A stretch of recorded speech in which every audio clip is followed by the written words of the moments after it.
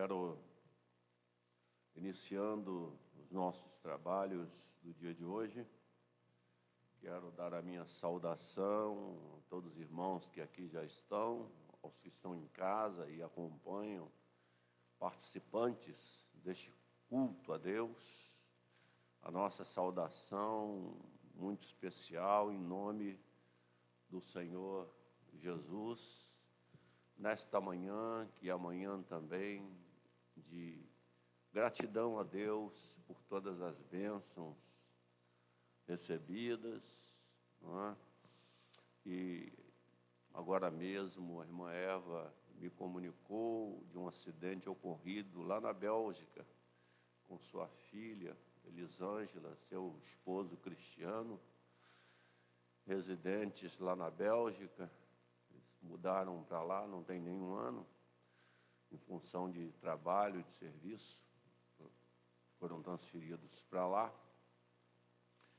e que sofreram um grave acidente de carro, muito grave, mas que Deus pôs a sua mão e preservou a vida, conquanto o veículo tenha acabado, né? Mas Deus preservou a vida, e a vida é o que nós temos de maior valor.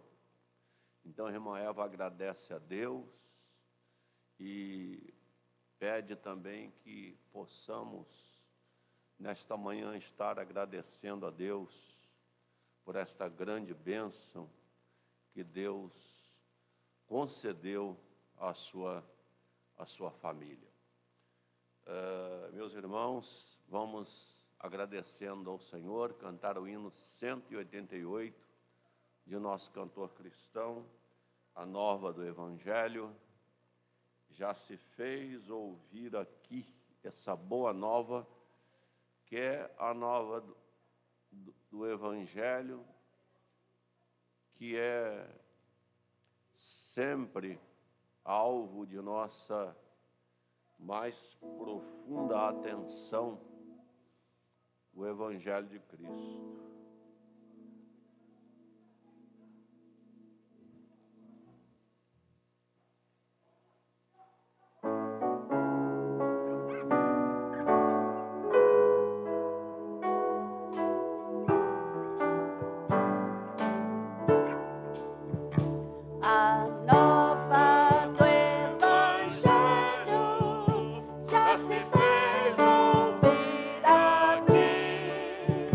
Oh,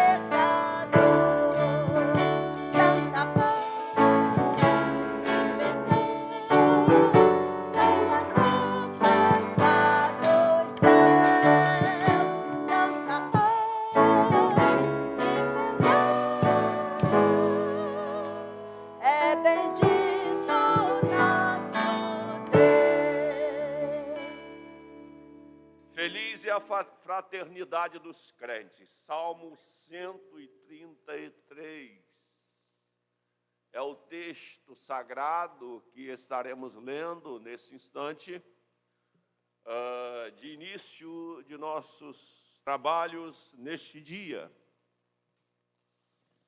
Como é feliz e agradável observar quando os irmãos vivem em fraternidade. É como um bálsamo precioso derramado sobre a cabeça, que desce pela barba como se fosse a barba de Arão, até a gola de suas vestes sacerdotais. É como o orvalho do Hermon quando desce sobre os montes de Sião, porquanto ali o Senhor oferece a sua bênção, vida para hoje e por toda a eternidade. Amém. Vamos orar ao Senhor nesse momento, agradecendo pelas bênçãos, agradecendo pelo livramento do Cristiano e de sua esposa Elisângela, respectivamente, Elisângela, filha da irmã Eva, Cristiano, seu genro, pelo grande livramento dado ao Senhor, eles que agora estão residindo ali na Bélgica, que sofreram um grave acidente. Como também vamos continuar orando pelos enfermos, pelos quais a igreja já tem orado, não é? É uma hora de intercessão também. Vamos orar nesse momento. Quero chamar minha esposa, Shirley, que vem aqui o microfone, e nos dirige a Deus uma palavra de oração.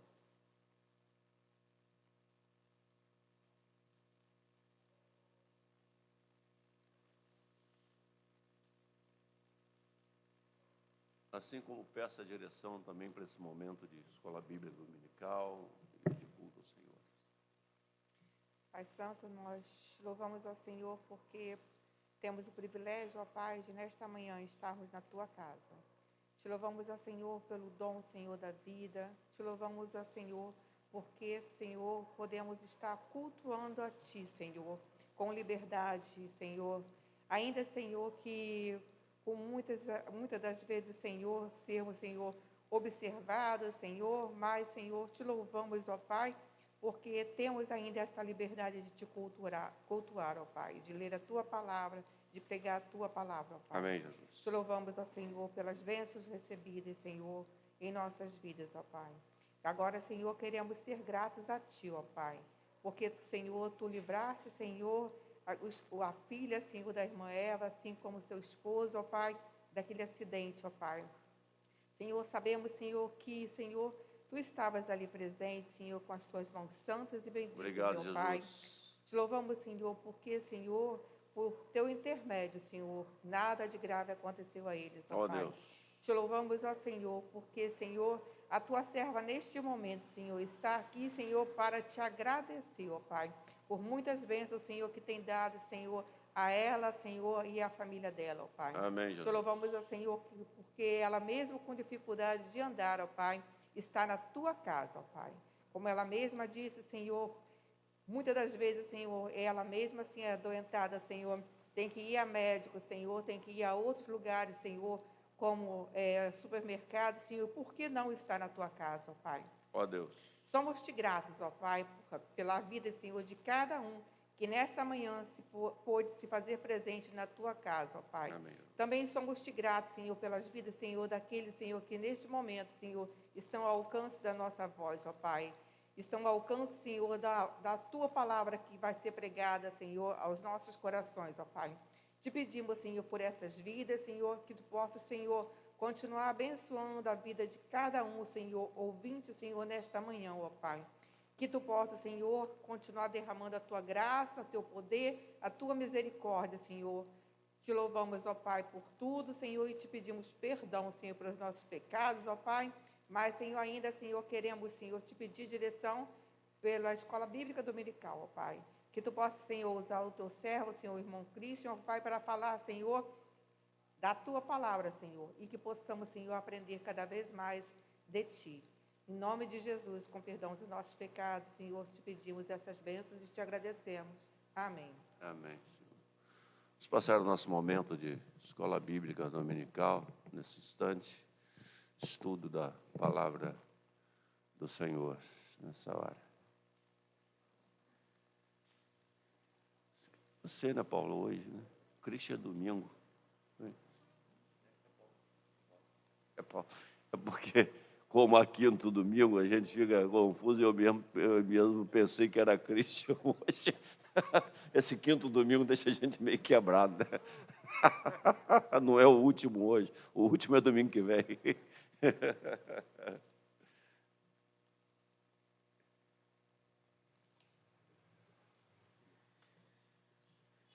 Confesso aos irmãos que eu também fiquei um pouco equivocado em relação a esse domingo da semana que vem, né? Domingo que vem a gente vai fazendo aí as nossas atividades da semana e às vezes a gente se perde um pouco, né? Mas a gente acredita que, com certeza, se o irmão Cristo estivesse aqui também para administrar junto, também estaria muito bem, né? Mas no domingo que vem o irmão estará assim assumindo a palavra, com certeza. Mas a gente fica assim, né? Ao longo da semana a gente esquece, mas depois vai recobrando novamente a situação. Meus irmãos, queremos agradecer a Deus por mais uma semana, as bênçãos recebidas durante essa semana. Como a irmã Luciné tinha falado aqui na semana passada, das bênçãos que a gente consegue ver, das bênçãos que a gente consegue tocar, mas as principais delas são aquelas bênçãos espirituais que nós não conseguimos ver, né, que durante toda a semana Deus está nos dando através da proteção, né, através de tantas coisas ruins e visíveis que nós enfrentamos, né, e Deus está sempre pronto a nos proteger. Queremos agradecer a Deus pela vida da irmã Eva que tem sido uma serva temente e fiel ao Senhor, nesse momento com o seu coração de mãe apertado, como qualquer uma outra mãe ficaria, né? Saiba, irmã Eva, que Deus está assentado sobre o globo terrestre. E se Deus está assentado sobre o globo terrestre, o povo belga e aqueles que lá vivem, né, não estão longe dos olhos de Deus, né? Deus está lá abençoando a todos. Meus irmãos, nós vamos ler o texto da palavra de Deus em Mateus 22, Mateus 28, versículo 18 até o versículo 20. Um texto, como os demais, nos chama muito a atenção, né, para este tempo. Texto da palavra de Deus. É um texto que nos chama ao despertamento, no momento em que nós estamos precisando. Talvez o povo de Deus é um povo que se despertou, que precisa se despertar neste tempo mais do que nunca. O texto diz assim, eu vou ler aqui em minha Bíblia, os irmãos podem acompanhar aí, nas suas Bíblias, na projeção. O texto diz assim, e aproximando-se Jesus, falou-lhes, toda a autoridade me foi concedida no céu e na terra. Portanto, ide, fazei discípulos de todas as nações, batizando-os em nome do Pai, do Filho e do Espírito Santo, ensinando-lhe a obedecer a todas as coisas que vos ordenei, e eu estou convosco todos os dias até o final dos tempos. Amém. Irmãos, a nossa lição de hoje é a lição primeira, né, aí da nossa revista, mas acredito que nem todo tem a revista, porque não foi possível imprimir, né, pastor? Revista.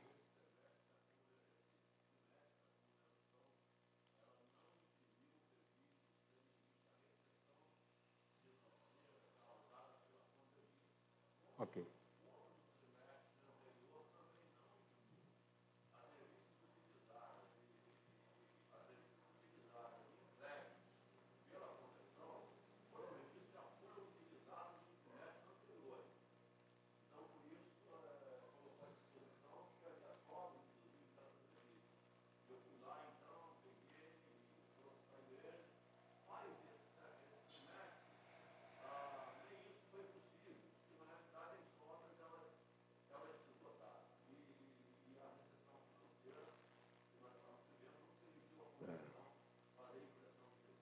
Ok. Então, meus irmãos, nós temos aqui a primeira lição que fala da mordomia cristã e os propósitos da igreja.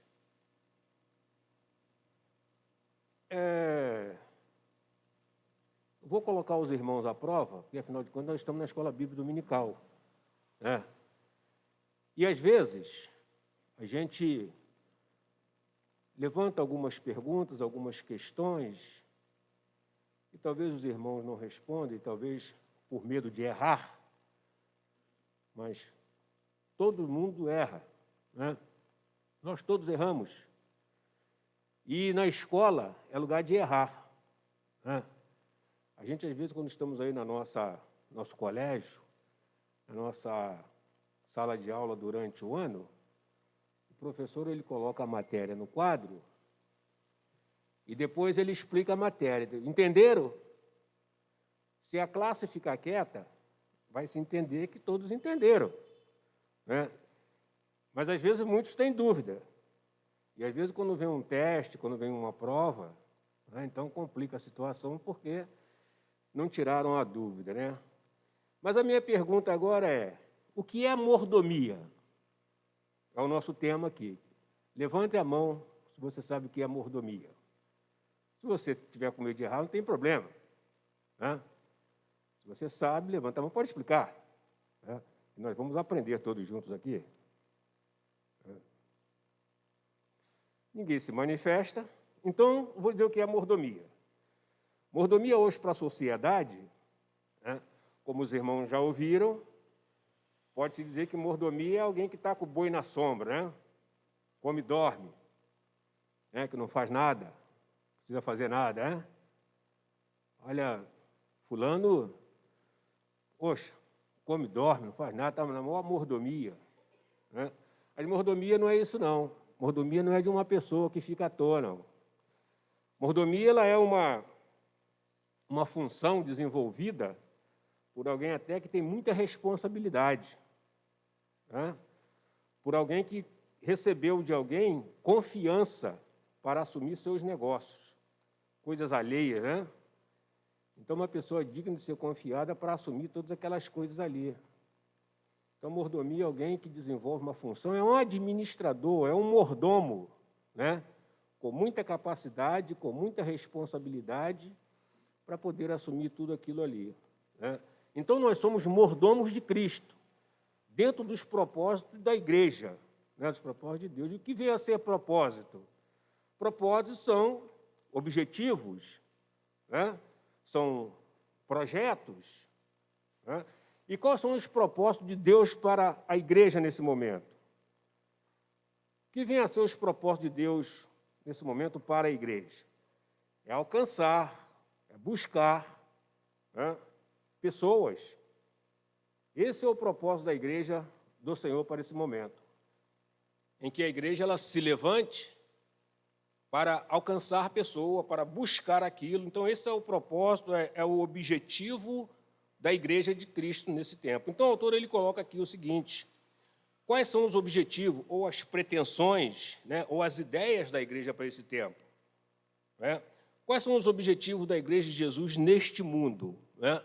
Neste mundo, o objetivo da igreja é alcançar pessoas, são os propósitos de Deus, é alcançar pessoas, dentro das suas ideias elaboradas, né, dentro dos seus projetos, aquilo que se pretende colocar como projeto para poder alcançar pessoas no mundo inteiro, né?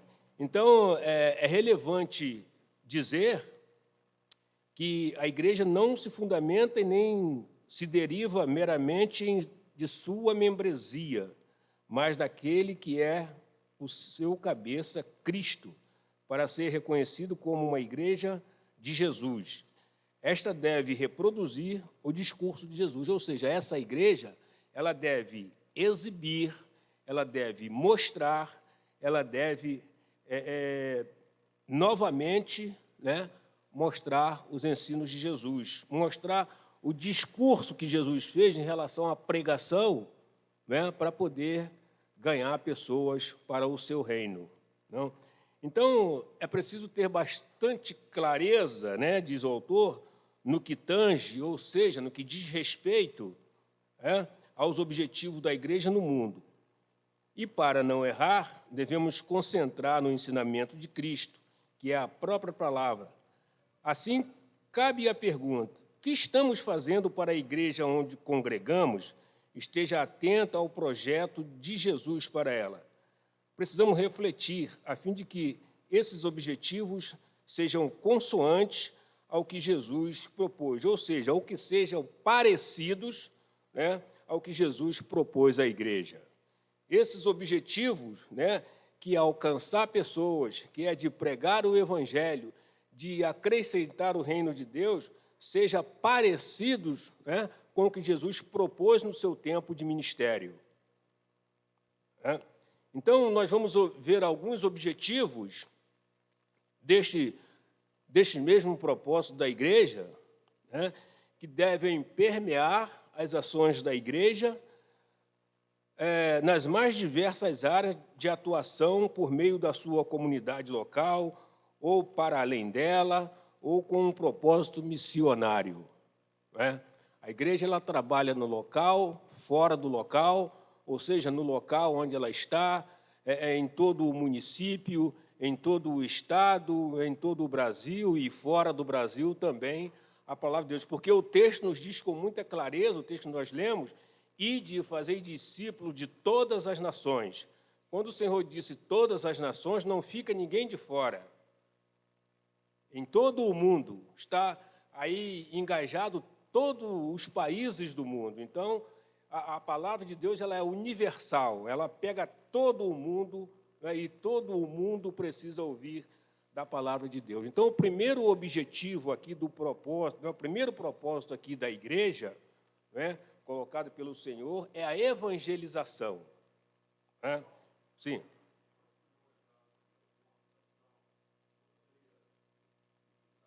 Fica à vontade.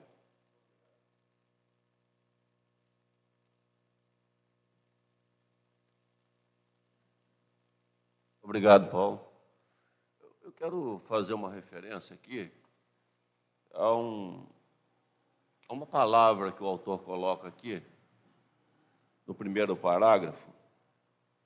Diz assim, mais para o final, Cristo, para ser reconhecido como igreja, vamos lá, mas daquele que é o seu cabeça, Cristo. Para ser reconhecida como igreja de Jesus, esta deve reproduzir o discurso de Jesus. A mim particularmente, isso talvez não seja a ideia de todos que estão aqui, mas a mim é uma coisa particular, mas que na hora de uma lição como essa, a gente deve evocar mesmo aquelas coisas que a nós são particulares. Então, o que acontece aqui? Aqui, a mim parece, particularmente, que a palavra discurso seja um tanto quanto vaga no que se refere aqui àquilo que está expresso na palavra de Deus. Porque o que está expresso na palavra de Deus não é um discurso de Cristo. Não é um discurso. Discurso pode ser considerado, não é, um amontoado de palavras que às vezes se perdem, que num dado momento tem o seu sentido, mas que no curso do tempo, até num dado momento pode ter o seu sentido, mas no transcurso do tempo acaba se perdendo. Os discursos se perdem no transcurso do tempo. E o que está expresso na Bíblia concernente a Cristo não é discurso. São ensinos de Cristo que estão expressos na palavra de Deus e que a igreja, sim, deve ser orientada por esses ensinos e não somente a questão dos ensinos de Cristo, mas a igreja também deve expressar a igreja é uma tradutora da vida de Cristo no mundo, deve ser essa tradutora. Se não está vivendo como, mas o ideal é que ela seja uma transmissora desses ensinos de Cristo e que possa tipificar exatamente a vida de Cristo no mundo. Senão, se não for assim, ela se perde. Então, é somente essa referência que eu gostaria de fazer nesse momento. Não, muito bem, pastor, porque eu estava analisando a lição e às vezes a gente precisa fazer, né, alguns acréscimos, né, alguns reparos em algumas colocações do autor, que é para a gente poder traduzir melhor, né? Por exemplo, eu tinha feito essa observação aqui, que eu poderia até mudar para pregação ou para ensino, mas na hora já estava tarde e eu esqueci dessa parte aqui. Mas a gente precisa mudar algumas vezes, algumas palavras que às vezes o autor ele coloca, mas não fica com muita clareza, né? Então a gente precisa procurar traduzir de forma mais clara, né? Então aqui, essa foi uma das questões também aqui, que no momento eu achei que deveria fazer e não fiz. Não, tudo bem, pastor. Se alguém mais quiser falar, pode ficar à vontade. Isso aqui é a escola bíblica, ela é participativa. Quem quiser falar, pode ficar à vontade, que nos ajuda também. Então, muito bem a correção. A gente tem feito algumas correções quando a gente pega a revista, né?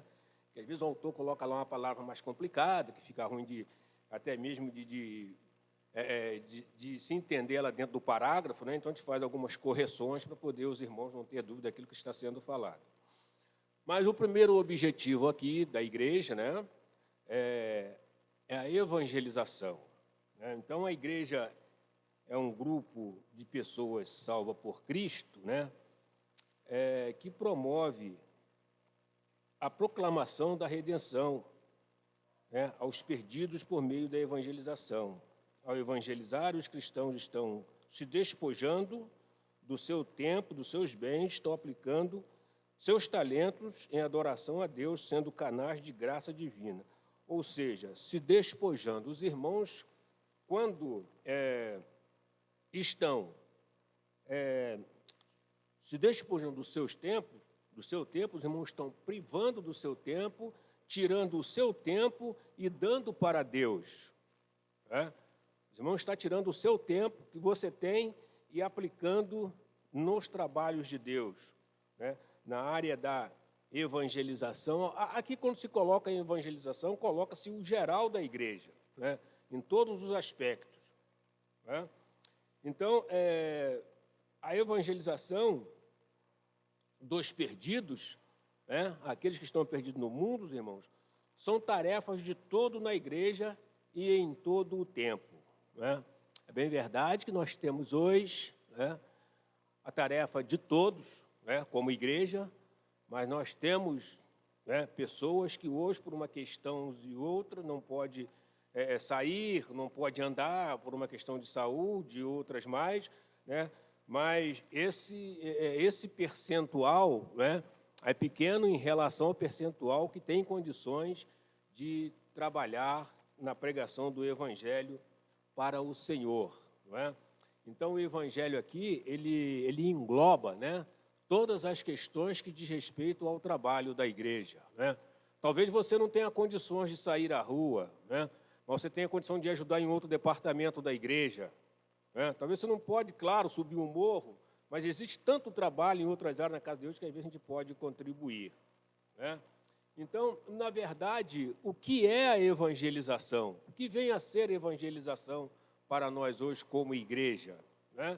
Então, a evangelização, sendo assim, né, quem deve evangelizar, né?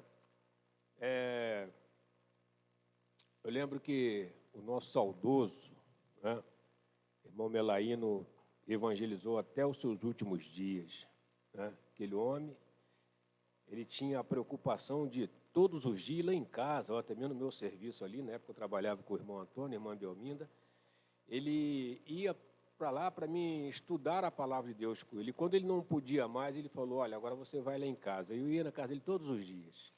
Então, abaixo de Deus, o pouco que eu sei hoje da palavra de Deus, eu agradeço muito àquele homem que teve uma preocupação tão grande, não só comigo, mas como os muitos também, quanto ele pôde fazer, né? Foi um homem que doou o seu tempo para Deus, mesmo na sua saúde debilitada, né?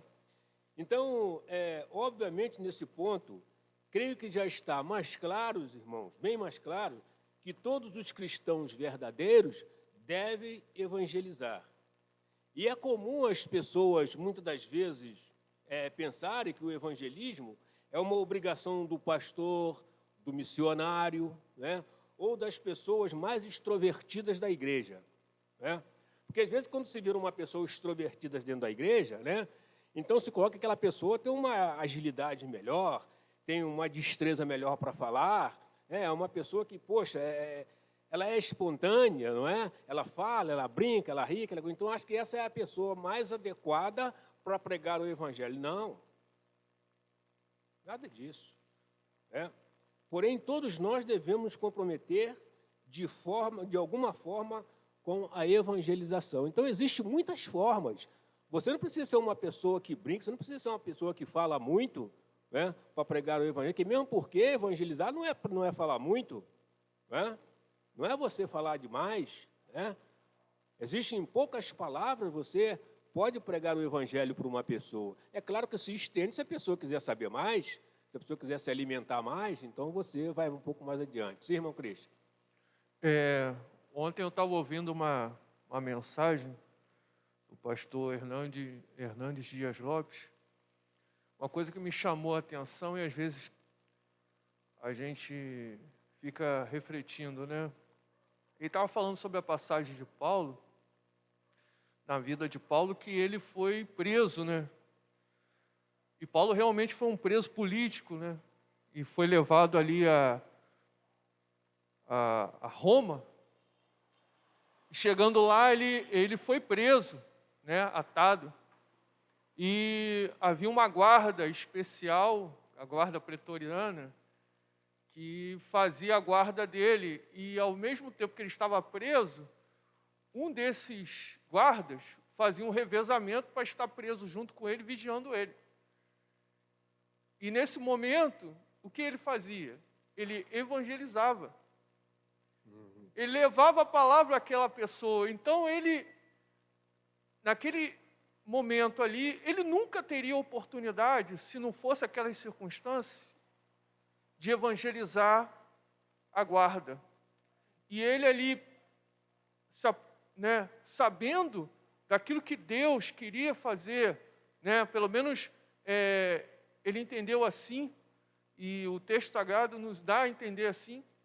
Ele começou a evangelizar e a guarda toda foi evangelizada, tanto que quando ele escreve as cartas, ele fala assim: os de Roma vos saúdam, os santos de Roma vos saúdam. Quer dizer, houve muitas conversões daqueles homens, né, no momento de maior dificuldade dele, que você está preso, mas o espírito de Paulo não estava preso, né?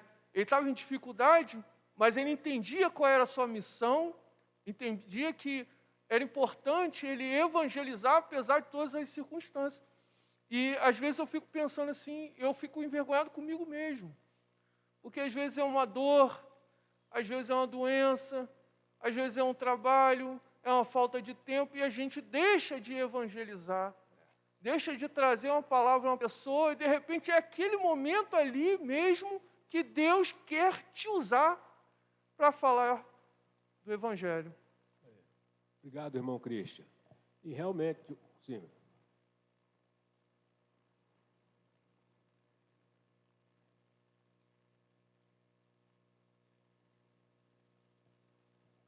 Só uma referência, pegando um gancho na palavra de Christian e agora. Vejam os irmãos, eu estava pensando enquanto ele estava falando ali, estava atento ao que ele estava dizendo, e me reportou um outro pensamento aqui com relação a Paulo. Vejam os irmãos, da forma como Paulo era tratado como prisioneiro. Ele ficava com alguém vigiando. Como se Paulo fosse um preso de alta periculosidade. Veja a importância que está em Paulo no que diz respeito até esse fato da sua prisão, da forma como ele era visto. Ele só era visto dessa forma, enxergado dessa forma, porque o evangelho que ele pregava, que era o evangelho de Cristo, expresso lá em Romanos, inclusive 1, 16, né, e 17, está lá, Romanos 1, 16, 17, expresso aí, era um evangelho que influía. Então as pessoas olhavam Paulo assim, e assim, puxa, esse camarada, ele tem uma influência muito grande e ele está preso aqui por causa exatamente do evangelho que ele prega. Então ele era olhado com muita atenção, igual que vamos tomar conta dele aqui para ele não pregar o evangelho para ninguém. Só que é aquilo que ele falou. Todo guarda que tomava conta dele, a própria guarda pretoriana, ele ia ali e comunicava o evangelho para essa guarda. E o evangelho ia se espalhando e a questão de estar guardando tanto para que Paulo não falasse, não resolvia. Porque ele falava assim mesmo. Então é aquilo que Cristo falou, todos os da casa de César, todos os santos de Roma os saúdam, mas principalmente os que são da casa de César. É o que Paulo diz lá, citado lá por Cristo. Interessante isso aí, né? Interessante. Fazer a segurança de Paulo não adiantou em nada. Né? Aqueles homens ali para impedir que ele fale, não adiantou de nada. Graças a Deus, né? E ali o evangelho saiu dali para fora. Né? Então, irmãos, foi com muito entusiasmo, né, que os discípulos percorreram o mundo, né, para poder pregar o evangelho, enquanto os outros permaneceram em Jerusalém. Portanto, todos cumpriram, né, a tarefa delegada por Jesus, né, ali na ordem, ide e pregai o evangelho, todas as nações, o texto aí em 28, 19, né, fala de todas as nações. Eles saíram para o mundo, né, eles saíram, deixaram ali as suas acomodações, deixaram o ponto de onde eles estavam e foram para o mundo afora. A igreja precisa deixar o seu ponto e sair, e ganhar o mundo, né, se expandir. Então, é muito importante aí, né? Mas a Roma, onde Paulo estava preso, pode se transformar no seguinte: a sua Roma pode ser o seu trabalho, né? Lá com os seus colegas de trabalho, os seus patrões, pode ser na sua faculdade, pode ser onde você está, pode ser a sua Roma de pregar o evangelho, né?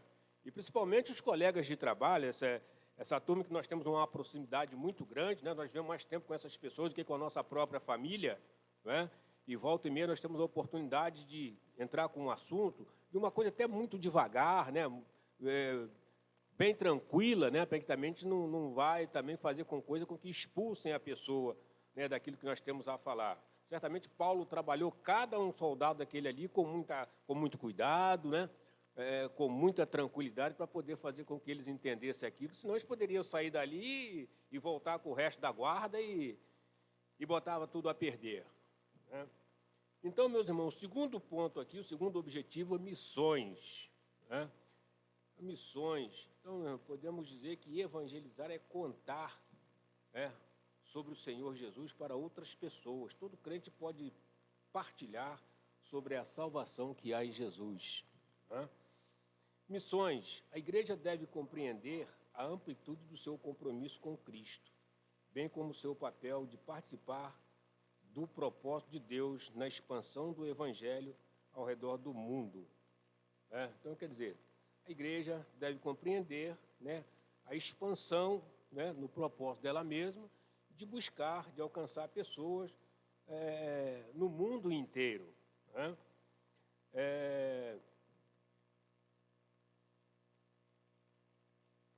Missões têm sido a marca do testemunho batista no mundo.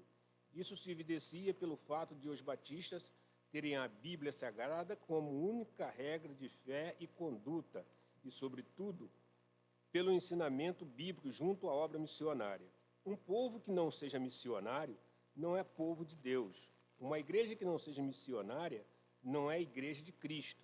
Missões são Deus agindo no mundo através da igreja para resgatar povos do pecado e conceder-lhe a salvação eterna, né? Então, fazer missão, expandir o evangelho de Cristo, né, é aumentar, é alargar, né, é estender o evangelho de Cristo por todo o mundo, né?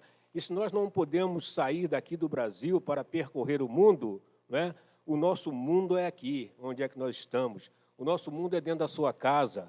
O seu campo missionário é dentro da sua casa. É na rua onde você mora, com seus vizinhos. Né? Esse é o nosso mundo que nós podemos pregar o Evangelho. Né? Então, estender, expandir o Evangelho. Eu estava lendo alguma coisa sobre a expansão, né? A expansão marítima, quando Portugal e Espanha foram conquistar outras terras, né? Outros lugares, né? Para aumentar, né? O seu ponto de comércio e essas coisas, coisa maravilhosa, né? Eles saíram, depois vieram outros países também se ajudar para ganhar o mundo. E eles fizeram aquilo com muita dedicação, ainda que tivesse perdas, né? Mas eles fizeram aquilo com muita dedicação. E nós, como servos do Senhor, que precisamos ganhar o mundo, né? Para poder ganhar alma para Cristo, né? Nós precisamos fazer também com muito gosto, com muita disposição.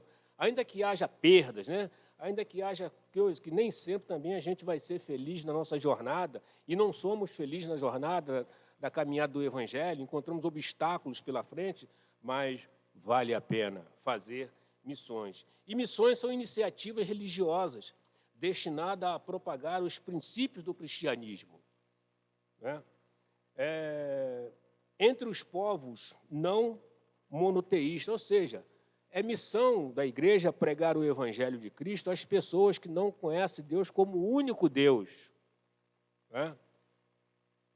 Que não conhecem Deus como o único Salvador. Então, o Evangelho precisa chegar até essas pessoas que se baseiam em princípios, né, cristãos e em imitação do ministério de Jesus Cristo em cumprimento do mandamento que deu aos seus discípulos para pregar o Evangelho pelo mundo. Ide. E hoje o Senhor está falando isso para nós, que nós devemos ir. Então, já como dito aqui, né, desse grande homem, lá no calabouço, né, o primeiro missionário, né, foi Paulo de Tarso, né, que contextualizou a doutrina de Cristo, né, para um público greco-romano, permitindo que ela transcendesse suas raízes judaicas, né? Paulo ele teve essa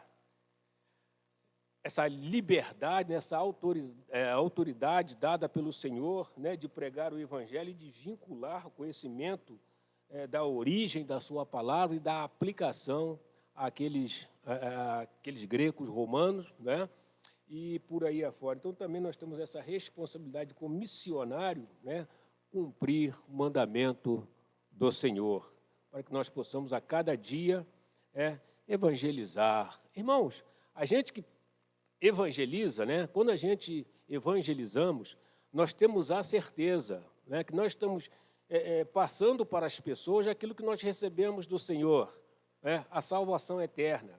E se nós somos salvos por Jesus, temos a certeza disso, é necessário que outras pessoas também saibam disso e que precisam também participar dessa salvação, né? Porque nós fomos salvos pelo Senhor para poder transformar também outras vidas através da palavra do Senhor, levar outras pessoas ao conhecimento, né, da salvação de Cristo. Às vezes a gente fala de salvação, dá a impressão que essa palavra ela soa como uma coisa simples qualquer, mas se a gente for buscar a fundo a respeito da salvação, isso envolve muitas coisas, né? Isso tem um peso muito grande. E às vezes nós precisamos passar isso para as pessoas, principalmente nesse tempo, falar da salvação de Cristo. Que tem muitas pessoas que conhecem Cristo do falar, conhecem a palavra salvação por falar, né? Então, isso é uma coisa muito profunda. E nós somos conhecedores da salvação porque vivemos uma vida de salvação, não é? E isso o mundo precisa conhecer, as pessoas ao nosso redor precisam conhecer. Sim.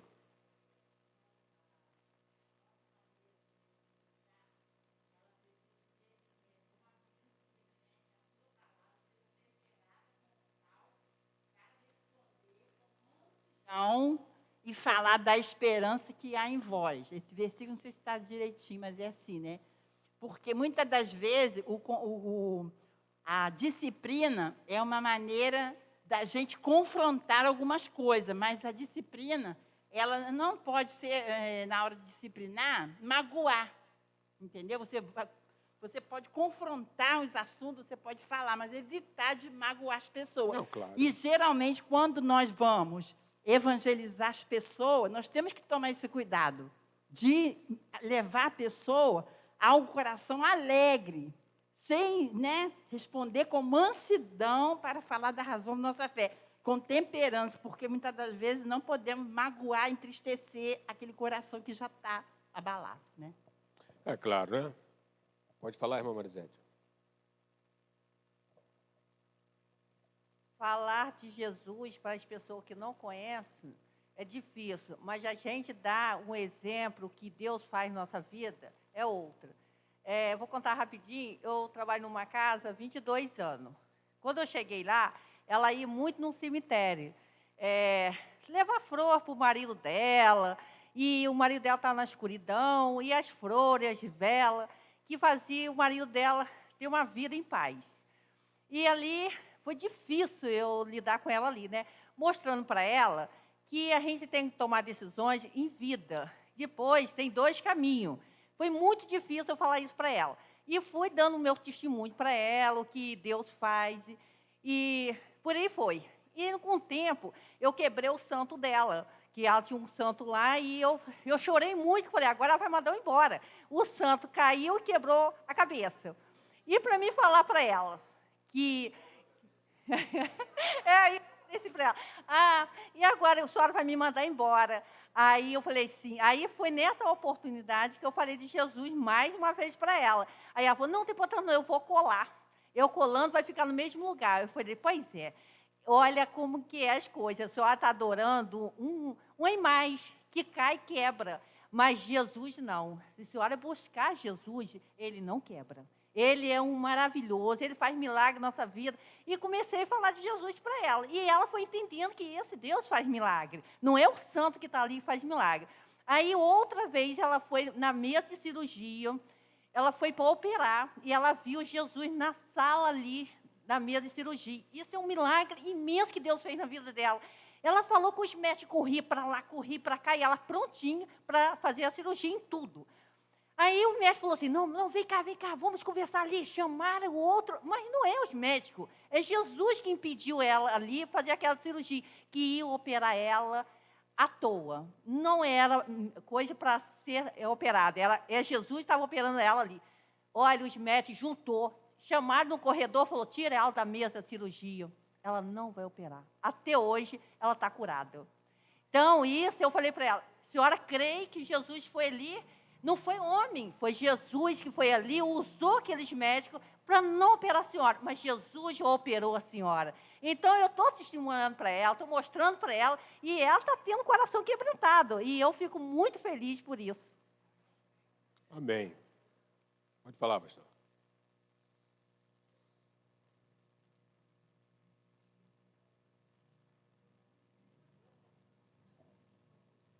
Fazendo uma caminhada boa, Ezequiel.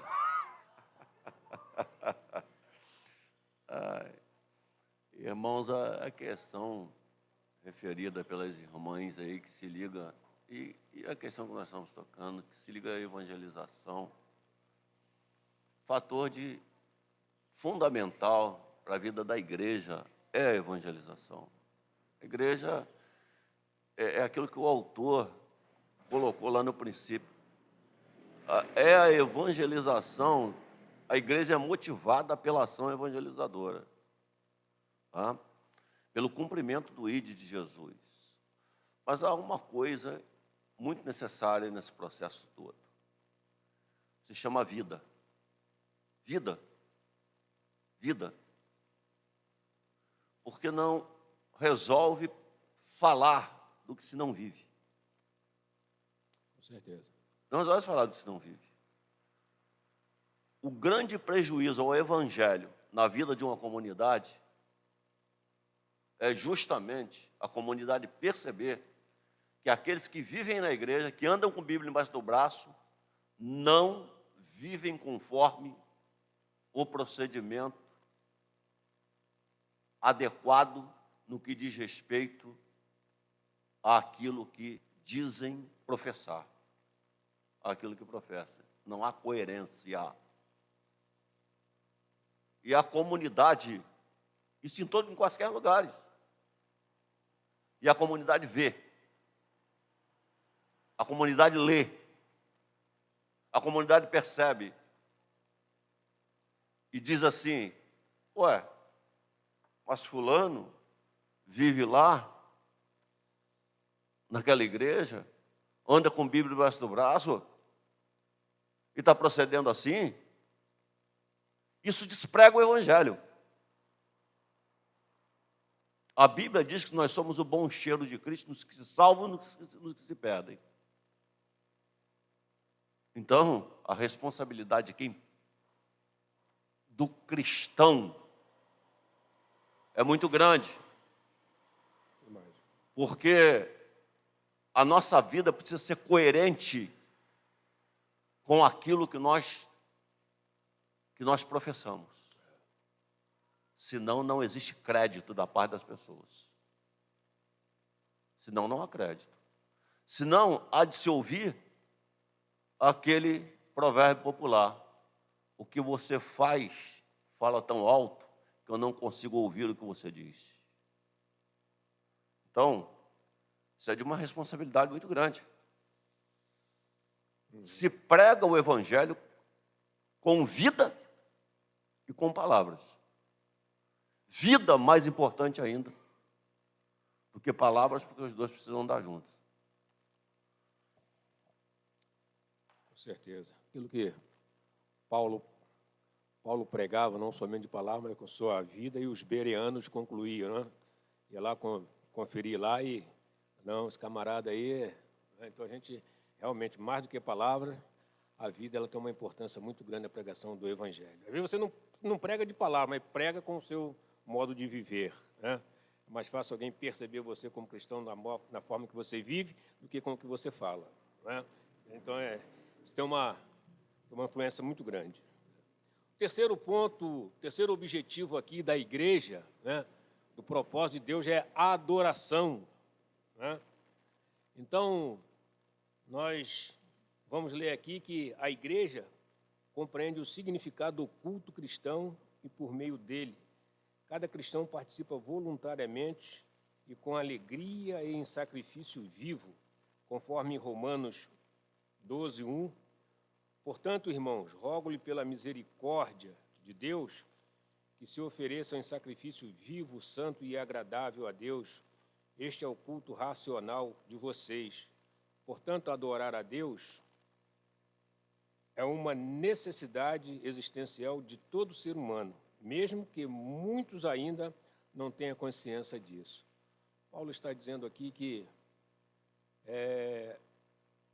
adorar a Deus, oferecer sacrifício vivo, santo e agradável a Deus, é o culto racional nosso. Paulo está dizendo que nós temos o poder de raciocinar, nós temos o poder de pensar e somos dotados de razão para adorar a Deus.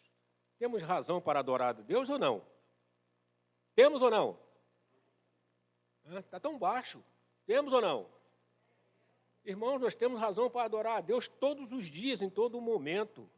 Desde que você colocou a planta dos seus pés ao chão, já é motivo de você adorar a Deus e agradecer. Senhor, muito obrigado pela noite. Obrigado que eu coloquei meus pés ao chão nesta manhã. E daí por diante, isso é uma razão muito grande, né? Fora as demais. Então, nós temos, né, essa capacidade, né, de prestar esse culto ao nosso Deus, né, em adoração ao Senhor, né?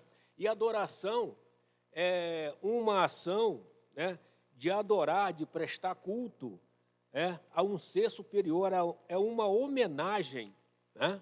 Uma homenagem a quem? Ao nosso Deus. Nós homenageamos o nosso Deus pelo que Ele fez por nós, né? Coisa que nós não vamos conseguir pagar nunca, não existe preço naquilo que o Senhor fez por nós, né? Então, todos os dias nós devemos de agradecer ao Senhor por isso, dentro da nossa adoração, né? Que você adore na expressão que você achar melhor, que seja orando, que seja cantando louvor, não é que nada melhor do que cantar louvor, não é? que seja no momento de dificuldade, no momento bom da vida também, louvar a Deus. Isso é o momento difícil, né? Não pode interferir no momento de adoração a Deus, por pior que seja, né? É necessário que adorem ao Senhor, né? De amar a Deus de modo intenso, é o respeito, é a reverência, é a devoção pelo nosso Deus, né? E na arte, costuma se referir a uma pintura que representa a adoração dos reis, dos magos, né, ao menino Jesus, né? Então, de acordo com a pintura, né, e nós sabemos muito bem disso, não somente de pintura, mas do texto bíblico, né, que o rei dos magos foram adorar o Senhor, levando suas ofertas, suas especiarias para o Senhor. Então, se nós não temos, ao contrário dos reis dos magos, né, trazer umas especiarias, como ouro, ou como um perfume caro que nós possamos comprar, trazemos a especiaria da nossa vida para a adoração ao Senhor. E a vida é a melhor coisa que você tem para adorar ao Senhor, que você deve dedicar ao Senhor, né? Então, a expressão da adoração também aqui é um dos objetivos principal, né, entre os outros, nos propósitos, no objetivo de Deus para a sua igreja. A educação cristã, né, é o nosso quarto ponto aqui. O autor diz que não se deve prescindir, ou seja, não se deve dispensar ensino no processo de edificação do corpo de Cristo, o qual é a igreja, por meio do discipulado. Os cristãos entendem a natureza de sua nova vida em Cristo e aceitam como alvo pessoal tornar os propósitos de Deus, sendo o seu estilo de vida. O discipulado, portanto, faz parte do crescimento qualitativo e quantitativo da igreja. É imperativo a igreja ensinar os cristãos a obedecer a tudo que Jesus ordenou, conforme descrito na grande comissão, ensinando-os a obedecer a tudo que eu lhes ordenei. Por essa razão, a educação cristã precisa estar inserida nos objetivos da igreja, na mesma relevância que a evangelização, missão e adoração. A educação cristã também precisa estar entre os demais objetivos aqui que nós lemos aí anteriormente, né? Então, o cristão, né, ou seja, estamos falando do novo convertido, né, ele precisa ser educado dentro da vida cristã, no seio da igreja, ele precisa ser assistido, ele precisa receber apoio, ele precisa receber toda a atenção da igreja, para que ele possa continuar crescendo e andando, né? É como uma criança. Quando, né, a criança é pequenininha, é importante que os pais segurem pelas suas mãos e comecem a ensinar a dar os primeiros passos, né? Até que ela vai se firmando, até que ela, por si só, ela consiga dar os seus passos. Uma pessoa nova convertida também ela é assim. Ela precisa ser educada dentro do cristianismo. É preciso que as pessoas dêem apoio a ela. E o objetivo principal da educação cristã é ensinar ao indivíduo uma nova conduta de vida baseada nos princípios, né, religioso e dentro do padrão bíblico, né? Ou seja, é a integração. É aquilo que muitas das vezes nós fazemos aqui. Nós vamos estar com a pessoa durante um tempo ensinando a palavra de Deus. Hoje nós temos frutos aqui de pessoas que foram, que receberam nossas visitas, né, para compartilhar da palavra de Deus, e graças a Deus nós temos aqui frutos desse trabalho e outras pessoas que ainda não estão mais aqui, mas que foram atendidas nesta área, né, porque a igreja ela dá essa atenção para que essas pessoas vá se firmando dentro da educação cristã. Então isso é muito importante, né, para que o crente novo, né, ele vai se firmando e vai passando a conhecer da palavra, vai passando a entender qual é os propósitos de Cristo para a vida dele, né, até que ele vai, né, por aí afora, né, aprendendo cada vez mais do Senhor e vivendo uma vida diferente, né, vivendo uma pessoa diferente, dedicada a Deus e até mesmo renunciar a algumas atitudes que não forem condizentes à doutrina de Cristo. Então, nós ensinamos, assim como nós aprendemos, que servir a Cristo muitas das vezes é renunciar àquilo que muitas das vezes nós temos que renunciar. É preciso deixar para trás atividades, atitudes que até então nós fazíamos, né, e que essas coisas agora não condiz com a vida que ele vai levar dali para frente. Porque o que ele vai viver dali para frente agora é uma vida em Cristo Jesus de ser uma nova pessoa, com novas atitudes, novos pensamentos, novas maneiras de agir, não é? Porque ele agora se torna uma pessoa de Cristo Jesus fora das suas atitudes de antes. Então, a educação cristã, né, ela é muito importante também no seio da igreja. Então, quem pode ajudar aí nos primeiros passos daqueles que precisam ser ajudados, vamos ajudar. Aqui o ponto quinto, né? Ponto quinto e o último é a comunhão, né? Os cristãos devem compreender a comunhão cristã como evidência de sua nova natureza, transformada pelo amor de Jesus. A partir disso, refletir esse amor na prática do bem e da justiça no seu dia a dia, em meio à sociedade na qual estão inseridos. Ao ser indagados sobre qual seria o maior mandamento, Jesus, com simplicidade e sabedoria, respondeu: ame o Senhor, o seu Deus, de todo o seu coração e de toda a sua alma, de todo o seu conhecimento e de toda a sua força. O segundo é este: ame o seu próximo como a si mesmo. Não existe mandamento maiores do que este. Esses mandamentos, né, nós já estudamos esses mandamentos, né? Então, comunhão, viver a comunhão, né, como igreja, isso também é muito importante, porque a igreja, ela não pode viver fora da comunhão, se é que nós temos que ter comunhão em Cristo, não temos que ter comunhão com a igreja. Porque ter comunhão com Cristo é ter comunhão com a igreja, porque Cristo é a própria igreja. Cristo é o cabeça da igreja. Se nós estivermos fora da comunhão com um ou com outro, nós estaremos fora da comunhão com Cristo. Então, viver na comunhão, e é exatamente na comunhão que nós encontramos a força para continuarmos fiéis a Deus. É dentro desse termo chamado comunhão que nós encontramos todas as forças que nós precisamos para continuar a nossa fidelidade ao Senhor. Porque se nós não estivermos em comunhão com Deus, não vai existir fidelidade entre nós e Deus.